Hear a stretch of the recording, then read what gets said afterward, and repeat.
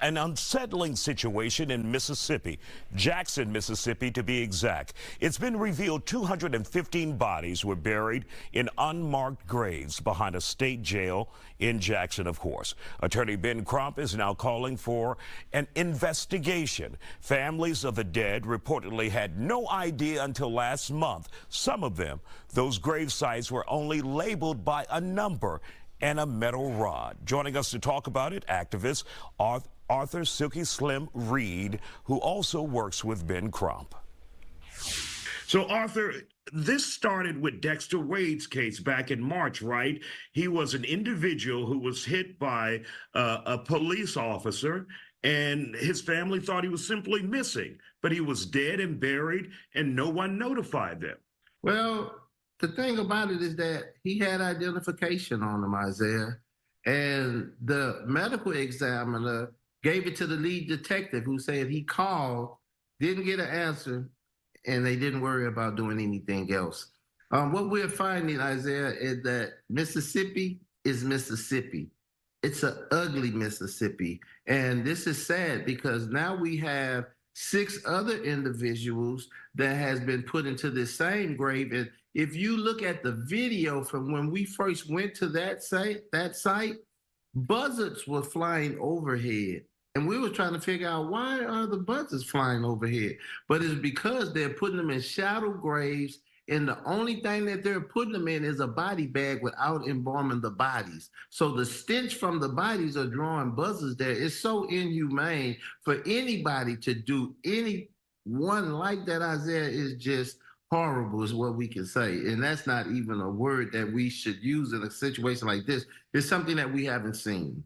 And what we're seeing here is over 200 people in this, what they consider a pauper's grave behind the county jail there. And what you guys are learning in your investigation is many of these families were never called, were never notified. Many of them still think their family members or thought their family members were simply missing, but they were dead and buried and never got a call from any investigators, any law enforcement officials or authorities in Jackson, Mississippi. That's right. And one of the things that we faced being Mississippi is that they thought that we were playing the race card. We have white clients as well. There were white people that were buried the same way, Isaiah.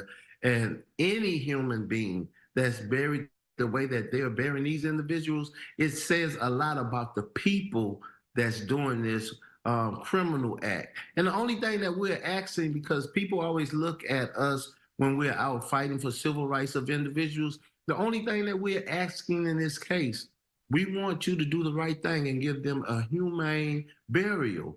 And the city is, so it's crazy, Isaiah, to see something like that. It's 2023.